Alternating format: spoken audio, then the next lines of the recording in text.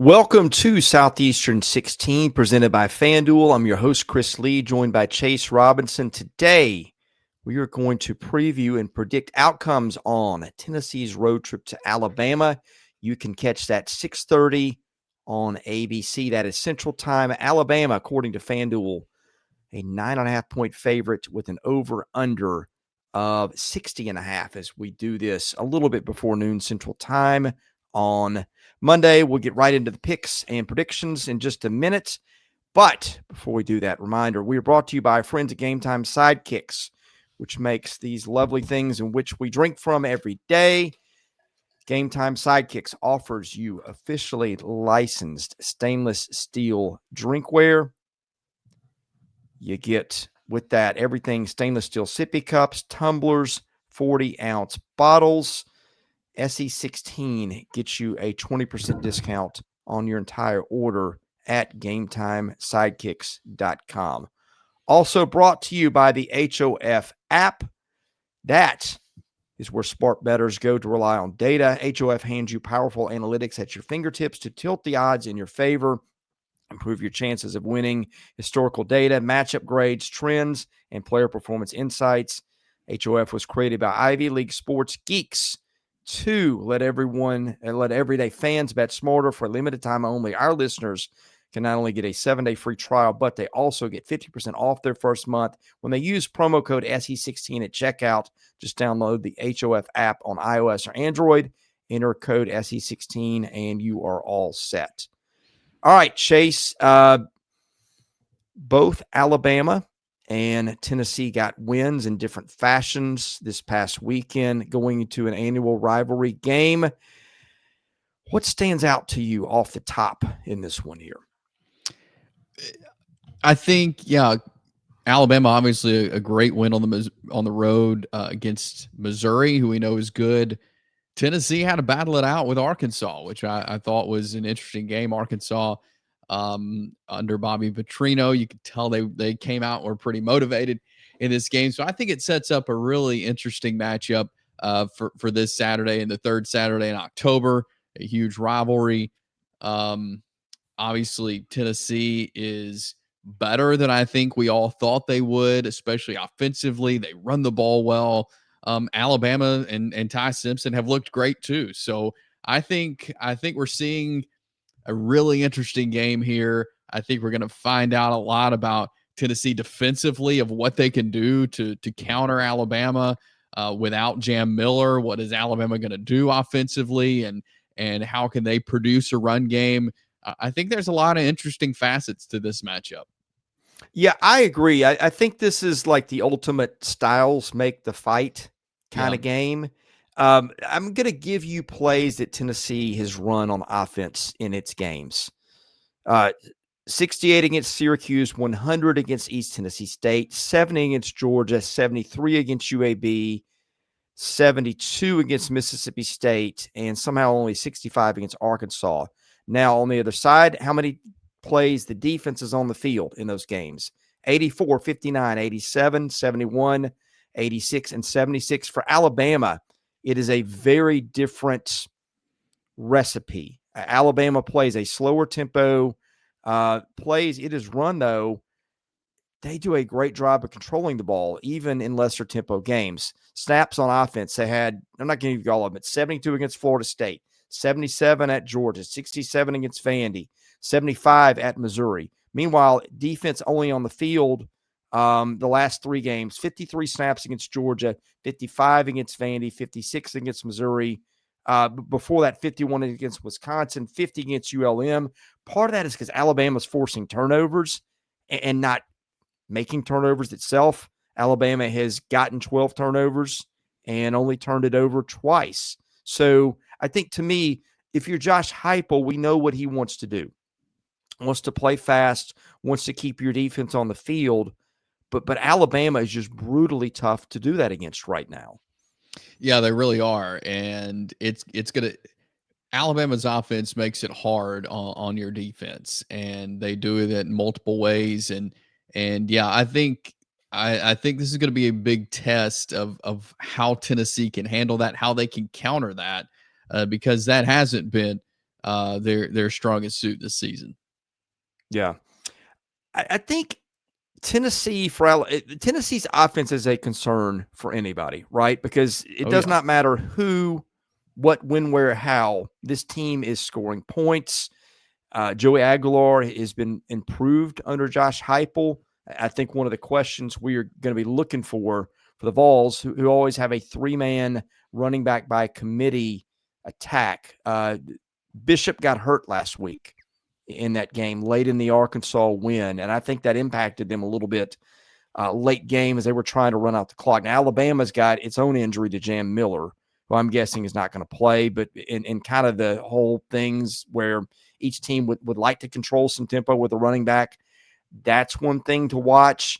But for Tennessee, I think the key to going in and getting an explosive, to getting a win would be generating explosive plays, which they can do with Brazzell and Matthews. But, Alabama's defensive backfield, though, has been really impressive with Keon Sabb and company, and even Bray Hubbard, who I think is a linebacker, but leads the league with picks. I think Alabama's secondary has been really one of the more underrated units in the league. And Tennessee's receiving room was one of the more underrated units in the league coming in. And you saw them make big plays against Georgia. I think this one is just loaded with matchups that I want to see for different reasons. That's another one that I've got highlighted. Oh, most certainly. That is definitely a strength on strength with what Tennessee can do in the air with Joey Aguilar, with these receivers, compared to Alabama is really, you're right. They're a very underrated group there. And they cause problems with opponents' offenses. And so yeah, this is a strength on strength matchup with what Alabama could do defensively. And I feel like what we saw Saturday with Alabama and the way they were able to contain Missouri, and a lot of teams haven't been able to do that, was kind of I guess, an eye opener for, okay, this Alabama defense, when they settle in, when they play their game, they challenge you, they cause problems, and I think they have the potential to do that again with Tennessee, even against a really good receiving group that Tennessee has. I like what I'm seeing from Alabama defensively.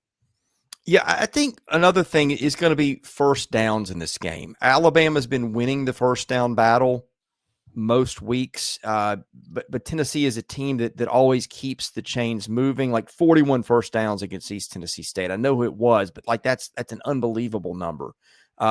Last two games, 24 against Mississippi State, 22 against Arkansas. For Alabama, those numbers of first downs gained and allowed the last three games. Won at 25-17 against Georgia, 26-16 against Vanderbilt, and 22-15 against Missouri. So again, ball control by just getting just enough part of it. But I think that dynamic to me is interesting. Tennessee, and I know the stats get inflated because of the tempo. You're going to give up more yards and more points when there's so many plays. But watching Tennessee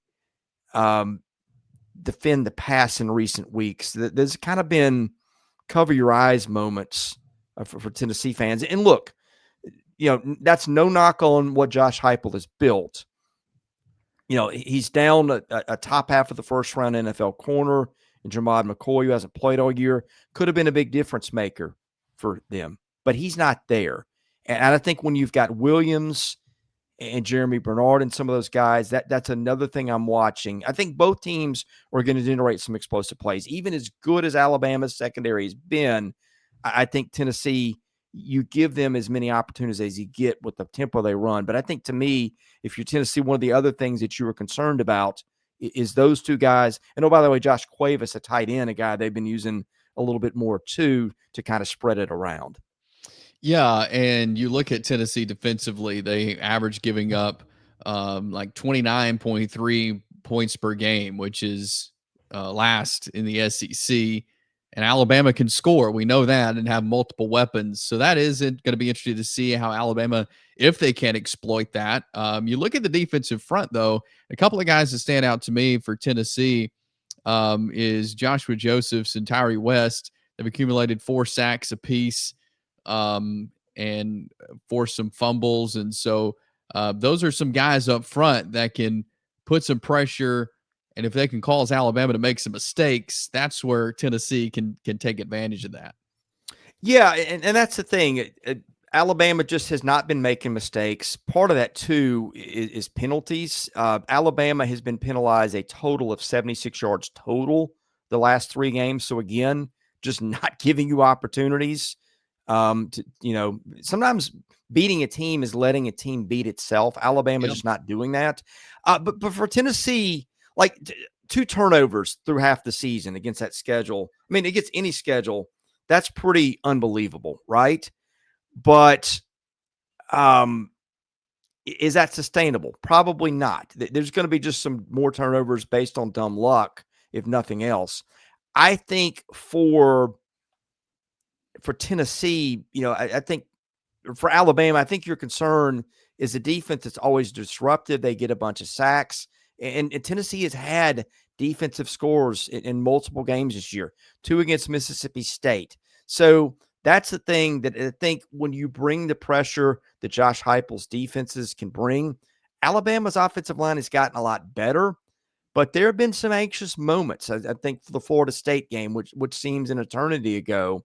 But I think the sacks, Tennessee is recovered 7 fumbles. It's forced 4 interceptions in a game that I think could maybe be a little more low scoring than people think. Like Alabama uncharacteristically gives one of those up to the Tennessee team that forces one. That could be like a game-changing play that if the favorite Alabama team doesn't win, you may point to. Oh, absolutely. And I think that's what a game like this with a team like Alabama, what you have to make them do. You have to make them make mistakes because that's a sure way to beat a team. So, if Tennessee can force a fumble, get an interception, get them off balance, put them under pressure, things like that, then that's a recipe for success for Tennessee. Make them make mistakes, and that will go a long way in a game like this against a team like Alabama.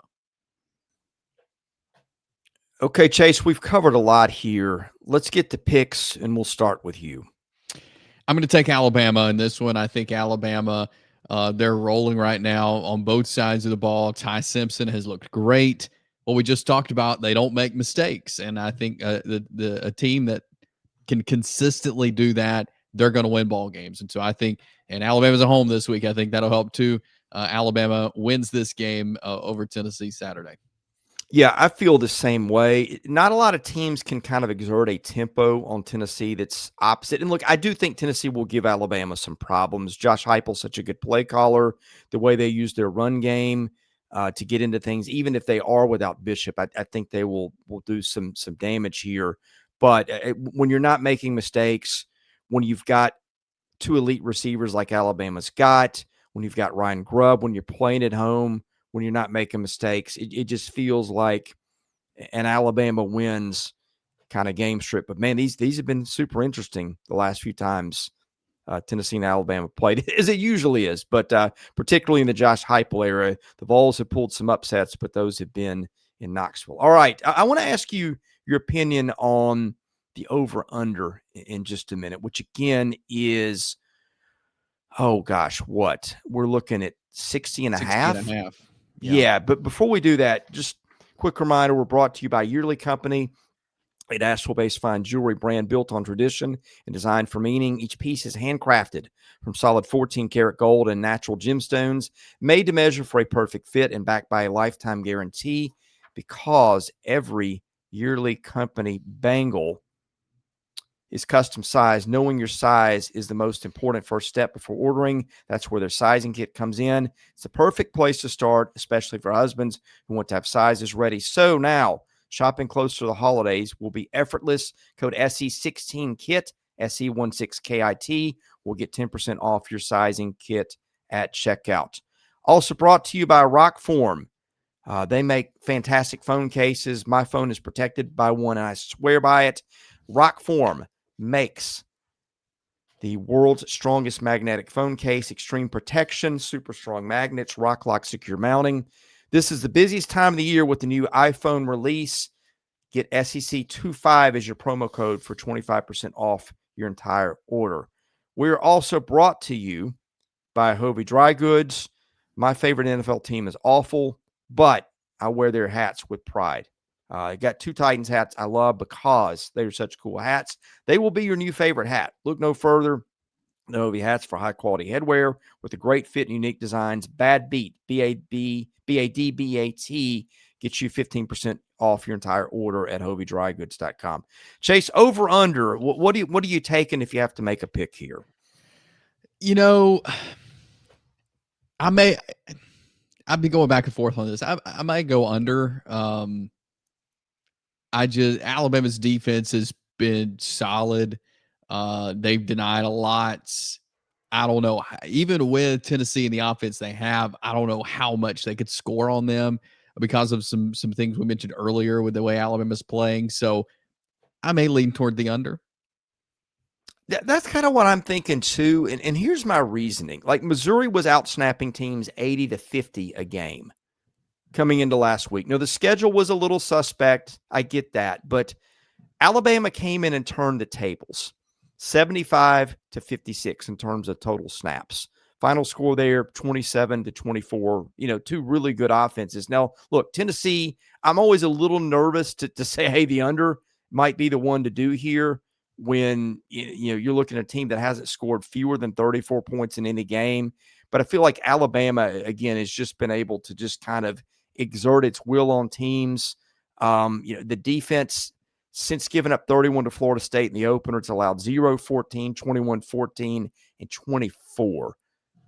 Playing at home where the defense has been really, really good. I feel like, it feels weird to say, but I feel like maybe a lower scoring game in the 20s may be where we had. So that's what I'm going to ride with. We will be here when this one is over to talk about it. So be sure to subscribe to the channel, enable your notifications so you see our reaction. Thank you guys for watching. God bless you. For Chase Robinson, I'm Chris Lee. You've been watching Southeastern 16 presented by FanDuel.